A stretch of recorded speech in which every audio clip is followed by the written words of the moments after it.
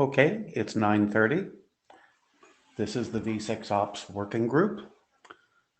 Welcome. Let us begin with our note well. If you have not seen this before, please read it carefully. Anything you say is a contribution to the IETF and will be treated as such. So read through this slide. Also, take a look at some of the rules that govern how we work at the bottom of this page, BCP 9, 25, 54, 78, 79. We've also been reminded by the IESG to treat each other with respect and courtesy. This working group has been pretty good, but a reminder never hurts.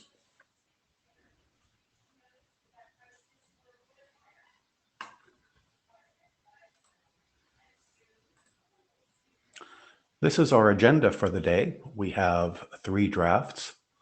The first, pros and cons of IPv6 transition and technologies. So I will stop sharing and invite the presenter to Gabor, you are the presenter? Oh. Yes, I will be the presenter. Yes, here we go. And your deck is being shared. Pros and cons, this, I think it is. Yeah, share. Can you see my slide? There it is. Yes, go on ahead. Thank you. It will be a very, very short presentation. So I have only the main title slide and just one more slide. So it's because we feel that now our draft is ready for working group last call. We did 2 changes. So there were 2 places in the draft which were not ready and removed both. So it was section 4.2 about the issue of the scalability of the stateful technologies. And I opened a new individual draft for that. It's titled Scalability of IPv6 Transition Technologies for IPv4 as a Service. And here's a link for the 00 version. It has real content. So far, it contains the scalability results of IP tables, which is, of course, a NAT44, the stateful NAT44 implementation, but it serves as a sample for the NAT6 for scalability tests. And I would like to present it right after this draft. And there's another draft, but it's just a placeholder. It's about the benchmarking of all 5 IPv4 as service technologies, which was referred in section 5. So now I think there's no unfinished parts. So I feel that our draft is ready for working group last call, and I would like to ask you to do that so that we can publish the document as soon as possible to assist the operators with a stable document. That's all.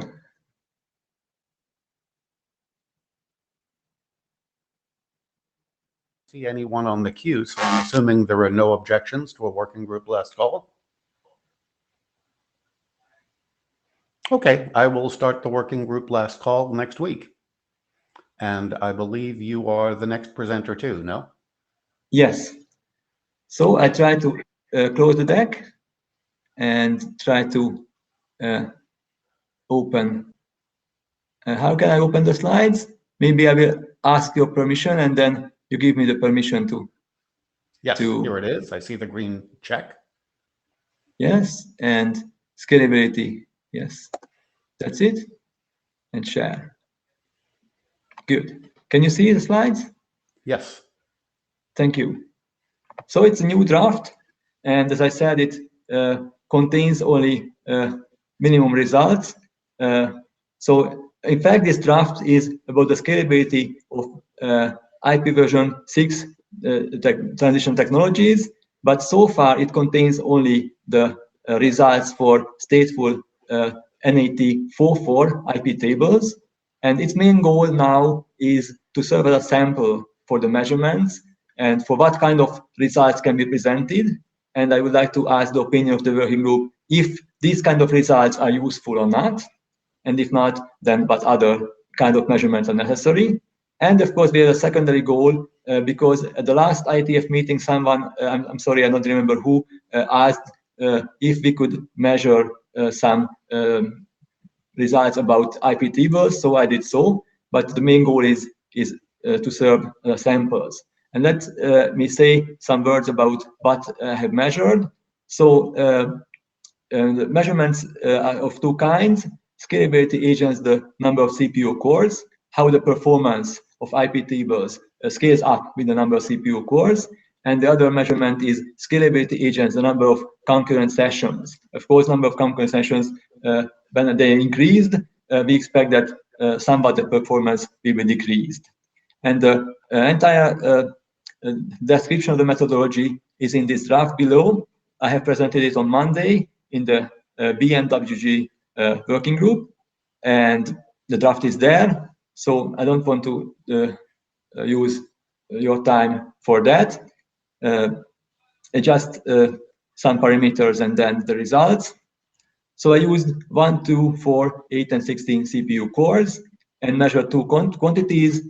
It was maximum connection establishment rate and throughput using bidirectional traffic as recommended by RFC 8219. And I used Dell PowerEdge servers with 2.1 gigahertz Intel Xeon CPUs. The clock frequency was set fixed to 2.1 gigahertz, and it has quite a significant amount of RAM. It was 384 gigabytes and used 10 giga dual-port network cards and somewhat old Linux version and Linux kernel.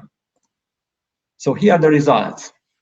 The first line shows the number of CPU cores, so it's always doubled.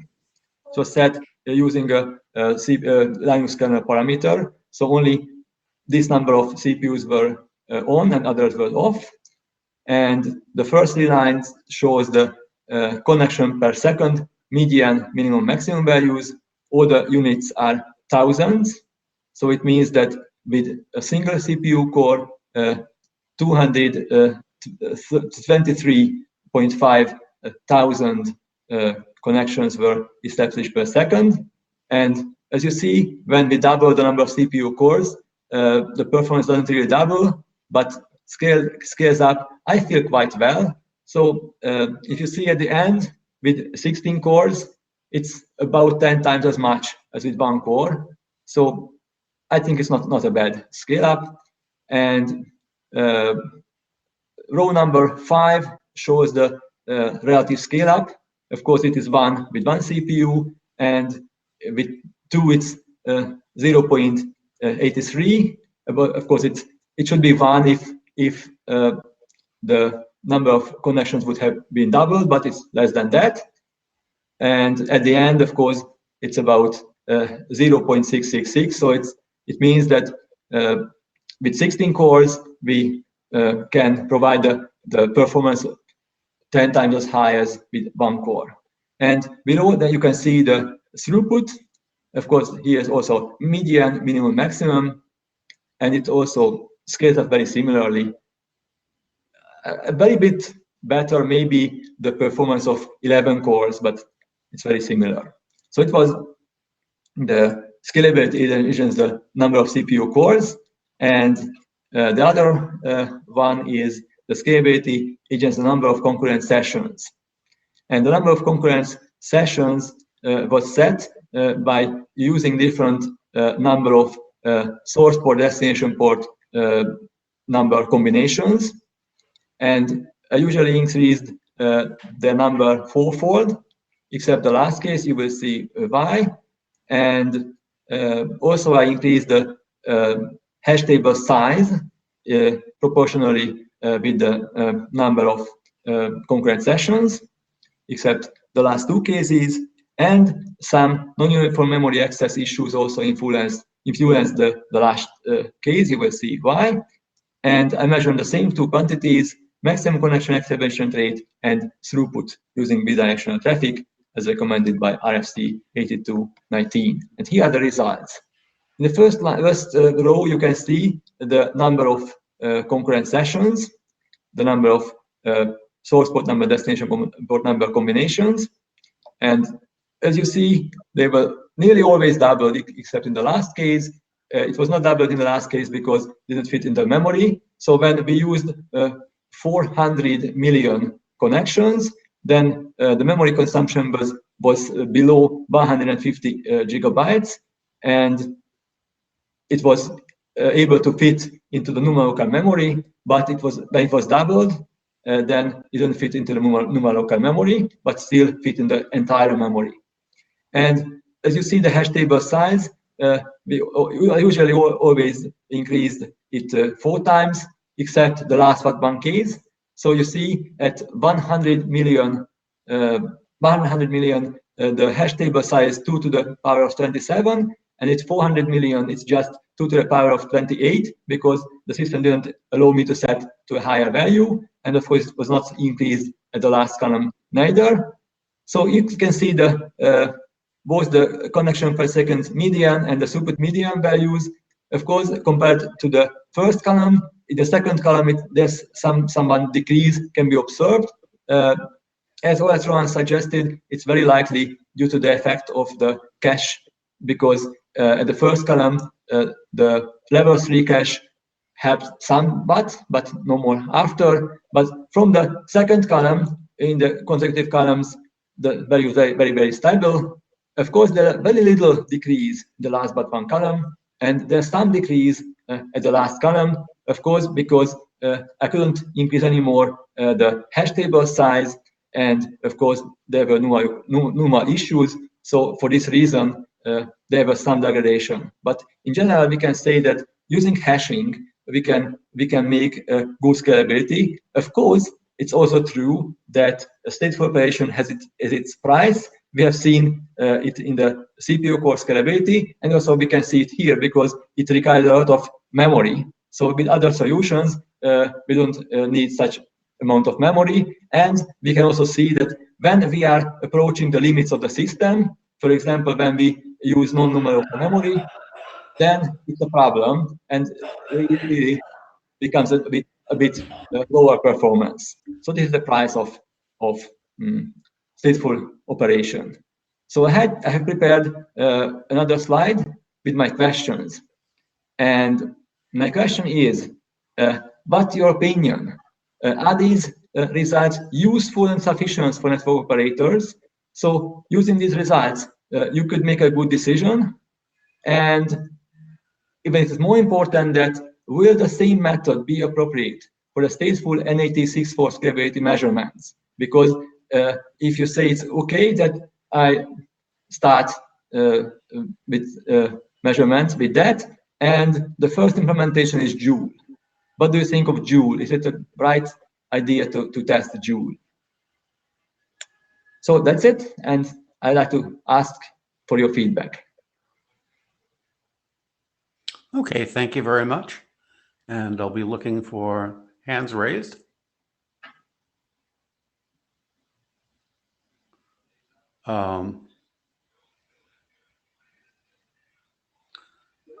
Zhao, is your hand raised to make a comment on Gabor's? Or are you the next presenter?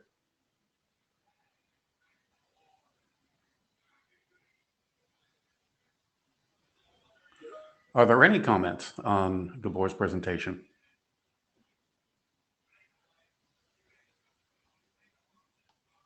Okay, I don't see any. So we will move on to the next presentation. But before we do that, I'll note that Fred Baker seems to be having some problems connecting. I see him coming in and coming out, coming in and dropping off. So Gabor, if you could stop sharing. Yes. Okay. Thank you. And Zhao? Yes. You could start sharing.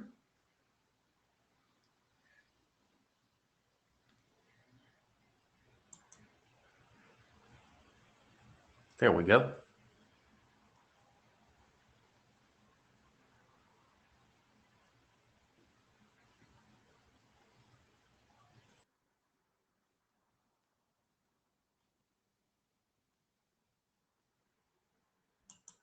Deck is loading. There it is. Go ahead. Okay, thank you, everybody. I'm here to present our draft, the ND deployment draft.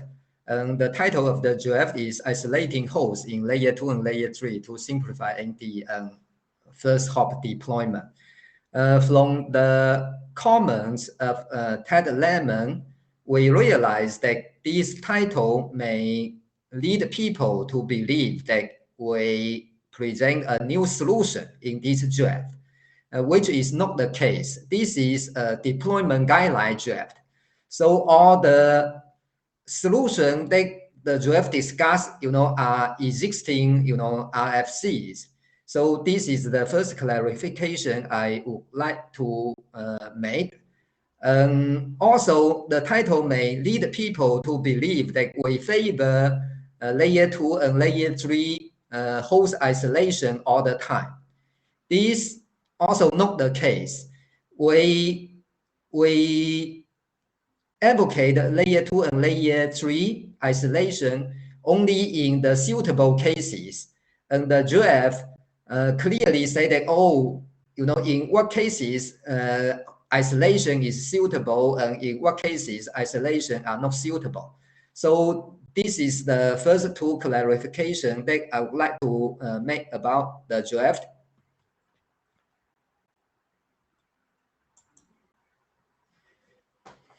So first, I would like to talk about why we want to write such a draft.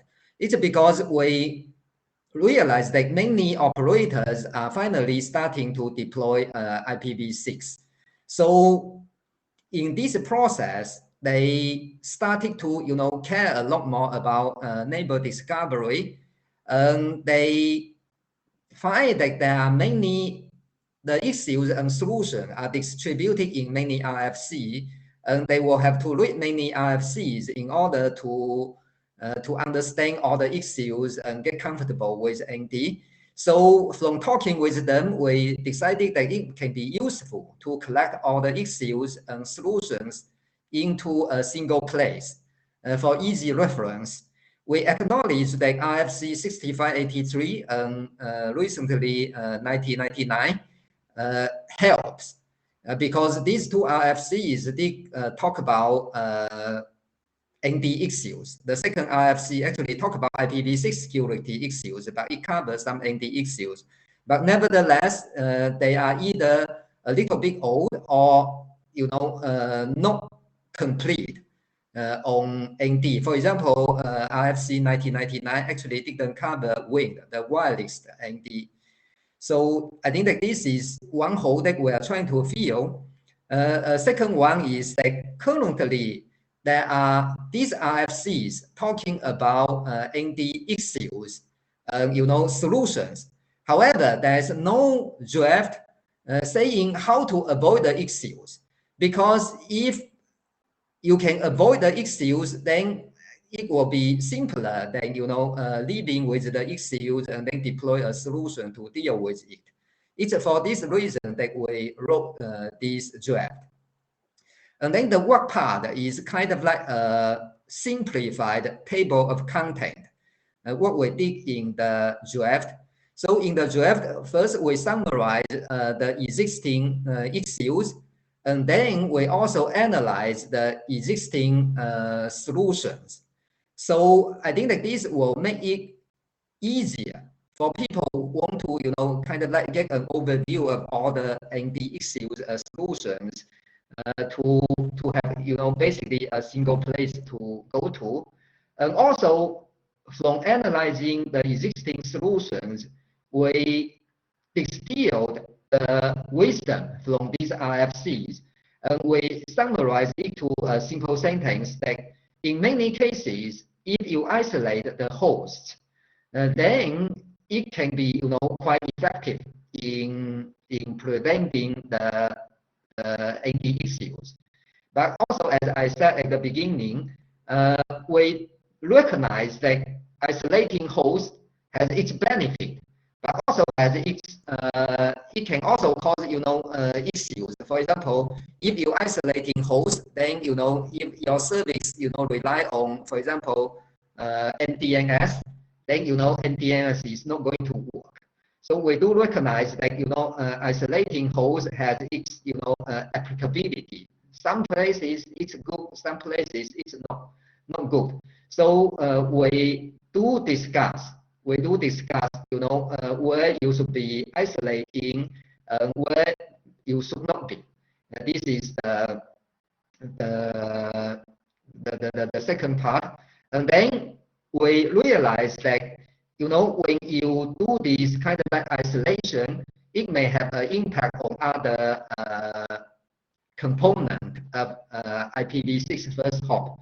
So, including the addressing scheme, just now we talked about MDNS, etc. So these are briefly analyzed in the draft as well.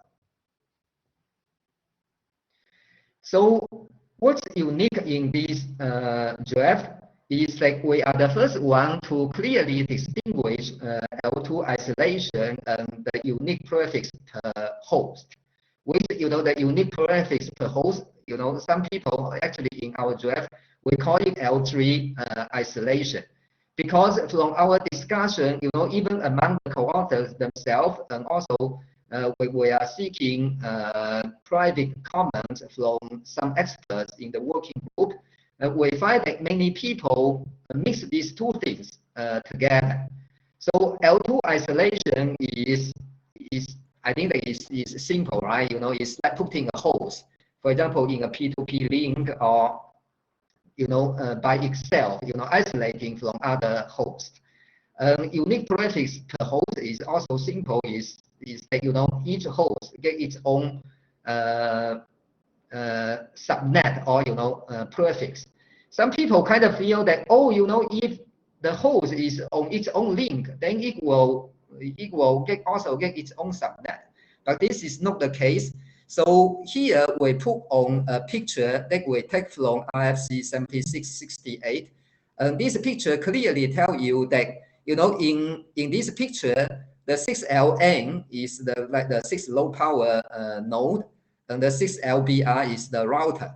And here you can see that all the hosts are clearly, in a point-to-point link to the router. So, they are isolated in L2.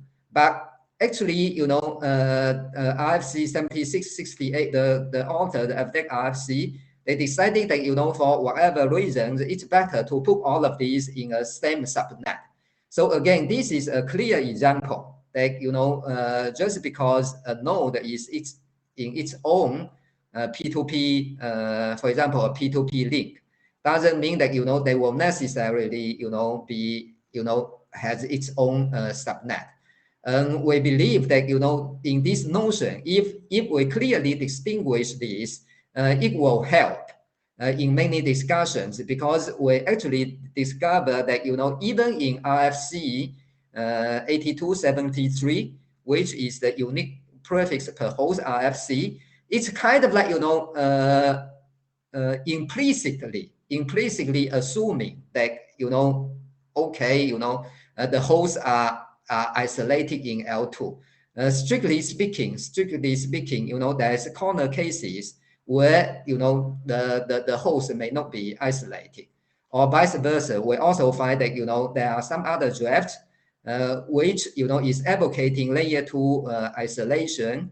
For example, P2P Ethernet, the author assumed that, it will automatically imply the unique prefix per host. We would just like to point out that, there are corner cases like this one, where these two things are different. So I think that, this may be a good notion for people to, for easier understanding of ND. And then we clearly, in this draft, we clearly analyze the pros and cons of both L2 isolation and unique prefix per path, and where they are applicable. And I would like to especially mention that when the unique prefix per host, before it became RFC 8273, there was actually a lengthy debate about the merit of a unique prefix per host. And at that time, many experts, is express very good, insight about ND, but those insights are dispersed in, more than 100 messages, and it's not easy for people to get, because people may read RFC, but they may not go back to, historic mail archive. So, while we are writing this draft, we go to this Excel, and then we carefully read all those messages, and we also summarize the valuable insight from that, 100 plus messages into the draft. Again, I think that this will help people to get some of the insight from the expert, and this will also, help them, understand the pros and cons of unique prefix per host better. So this is another one. And overall, this draft discuss, how to avoid NDXUs and then provide deployment guidelines.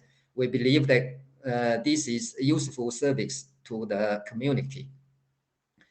And then on my last slide, I would like to give some suggestion on how to reading the draft, because from our the mailing list, a couple of people have read the draft, but we believe that many people may still have not have a chance to read it.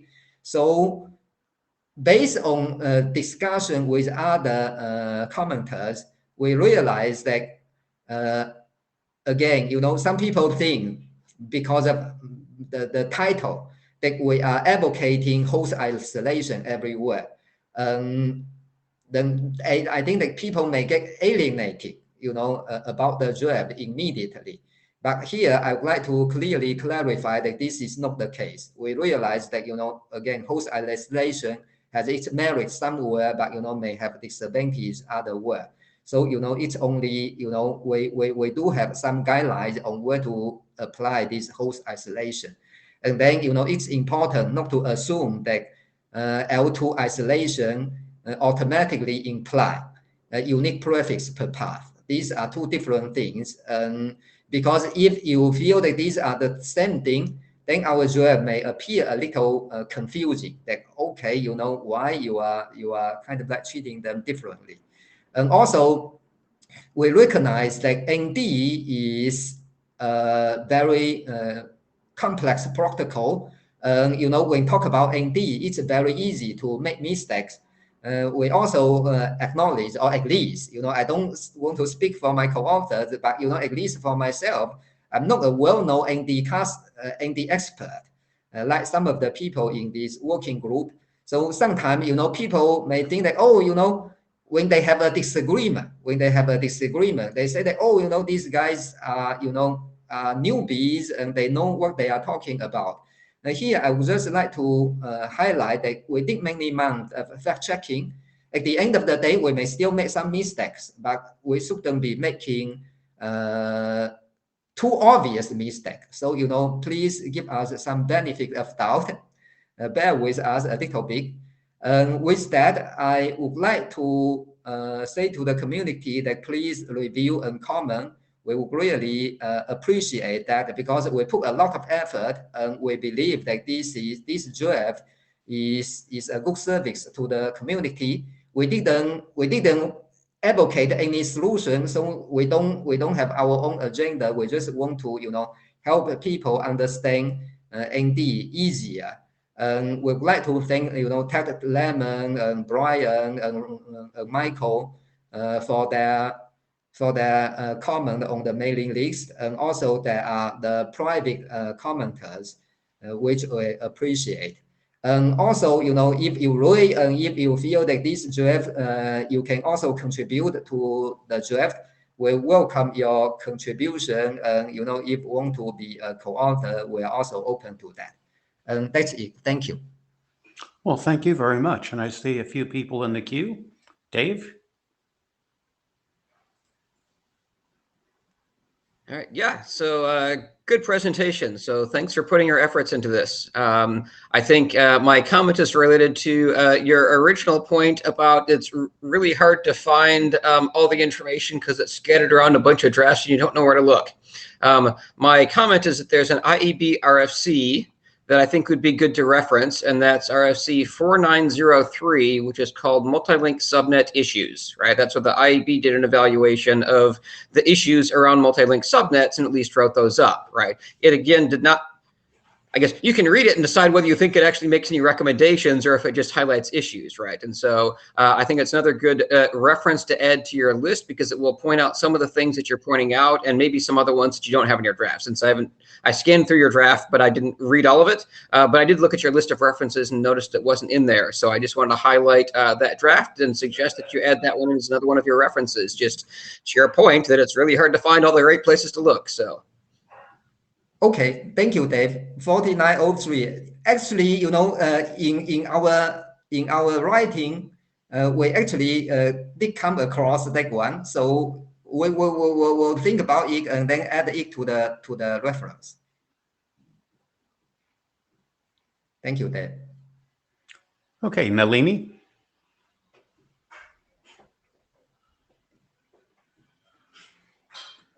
Nalini, you'll have to push the microphone button so we can hear you.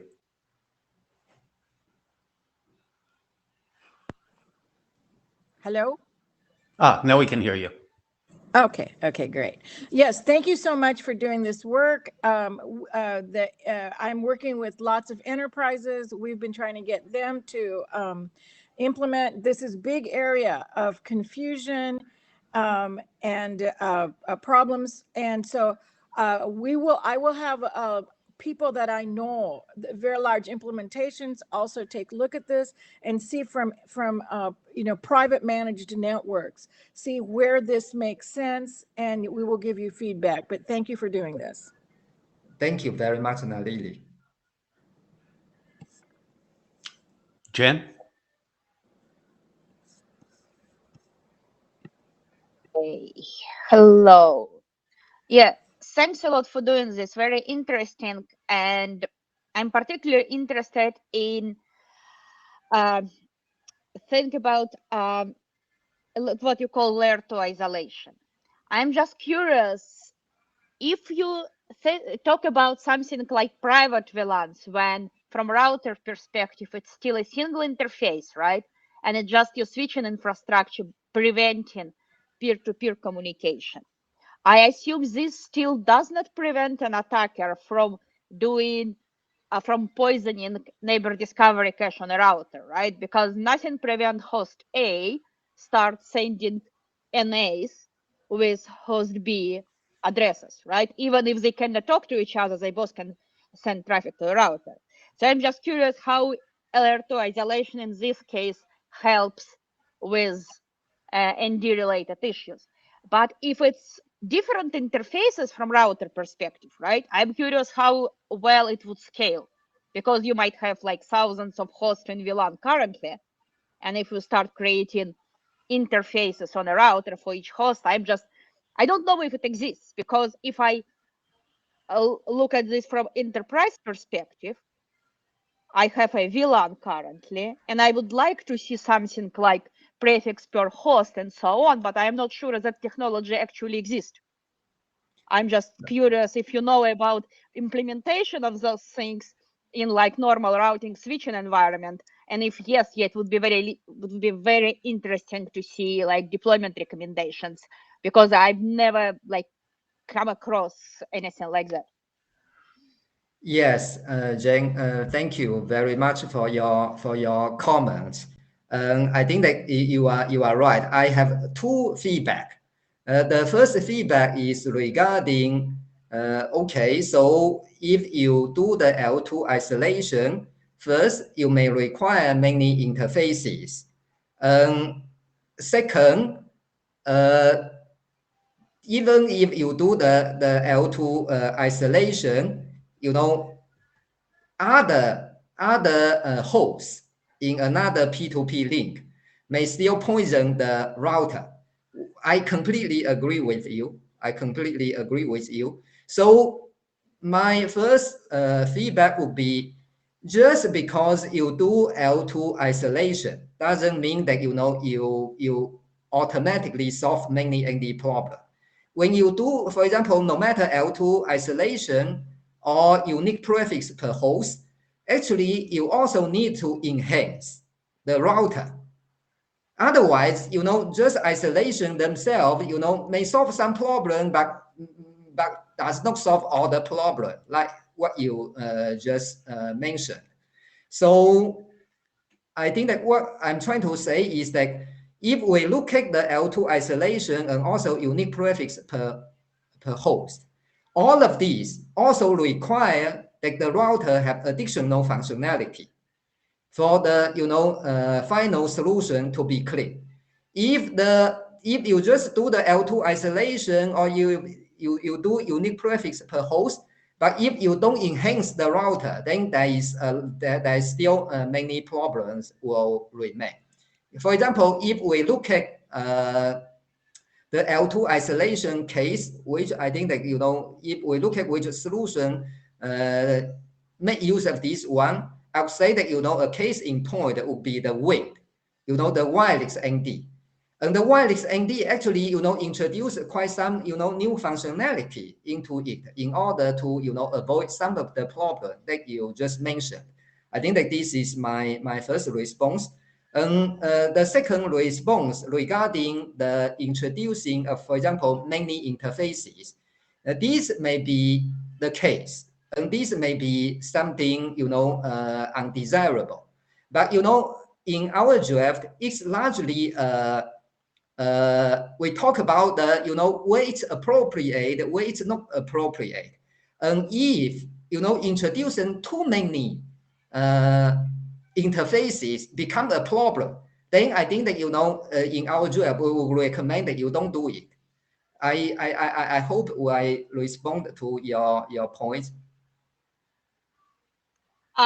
Mostly, yes. So I'm just curious. So when you're saying you need to enhance your router, are you saying about any existing technology which could be deployed by a random enterprise, or you're talking about something which doesn't really exist currently?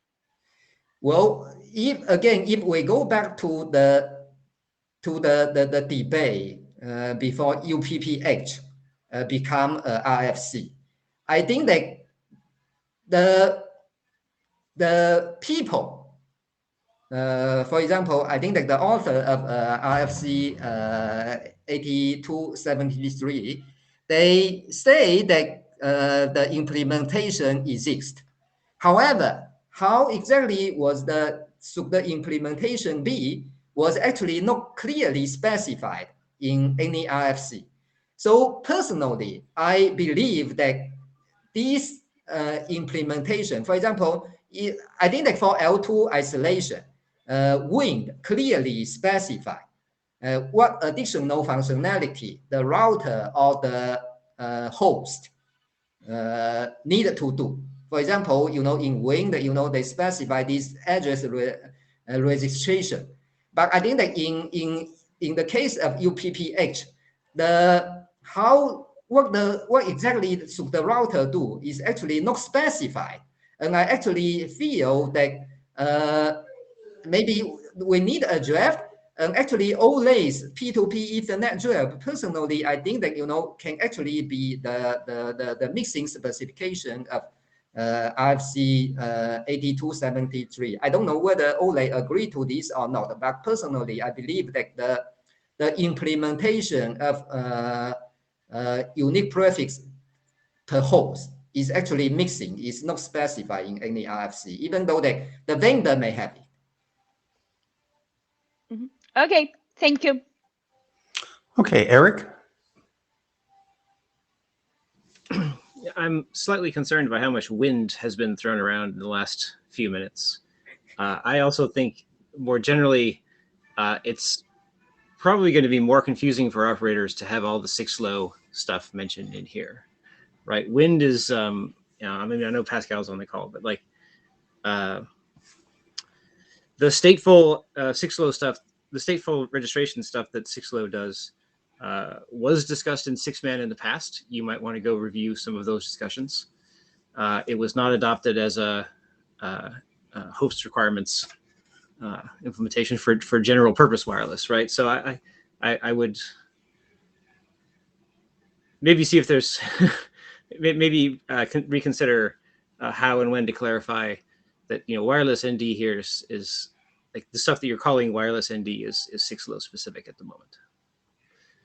Okay. And I think it's probably going to be confusing when operators find out that there is no wireless ND address registration stuff that they can force on 802.11 enterprise networks, for example, or that hosts don't implement it at all, for example. Thank you, Eric, for the information. I think that this 6LN, I put it in this slide, but it's actually not in the draft. But in the draft, we did talk about, you know, when the few RFCs that already published by the IETF. I think that maybe I will talk to you offline to see how to address your concern.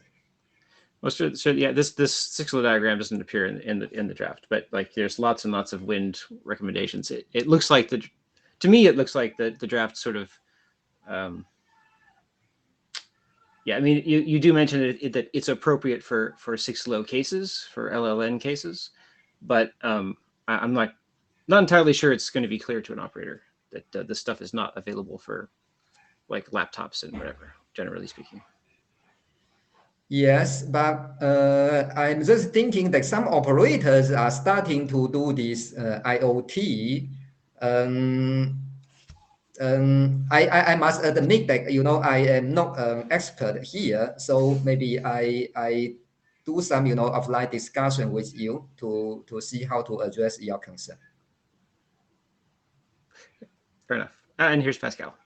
Thanks. Pascal? Yes, can you hear me okay?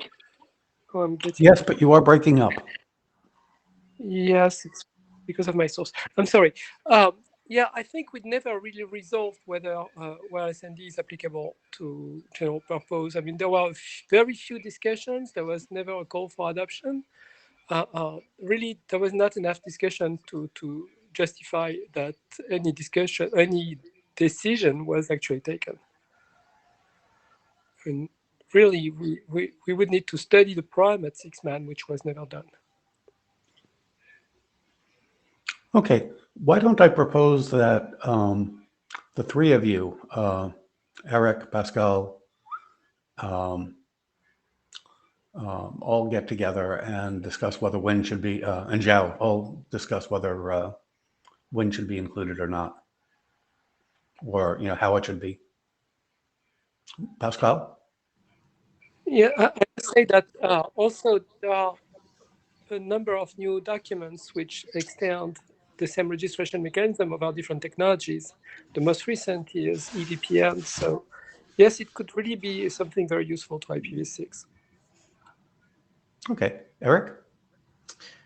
I think it's fair to include it. I just think it's got to be highlighted that for operators that just sort of might assume that this is the way, that this is an option that's available to them or a knob they can turn on when that's not necessarily generally the case. Okay. Thank you. Any Eric. more comments?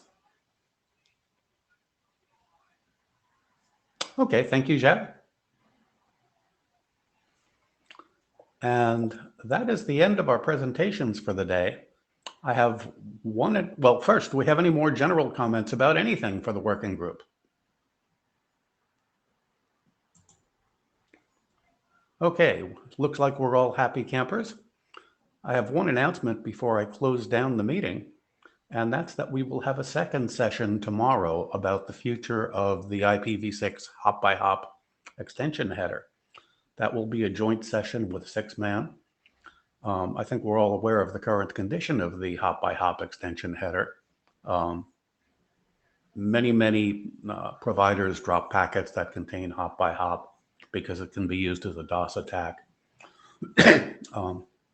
We're finding some new uses for it, but we really can't use it because of its status as a DOS vector. So there will be a joint meeting between V6 Ops and 6-man tomorrow to discuss discuss how we can fix that problem. With that said, we have a few more minutes. If anybody has a topic to bring up, I'll wait for the queue. Looks like nothing there. So I'll see you all on the mailing list. I believe I have one action item to start a working group last call for Gabor's draft. And you should all see that on the mailing list Monday. Take care all, and I'll close down the meeting now. Thank you. Bye now.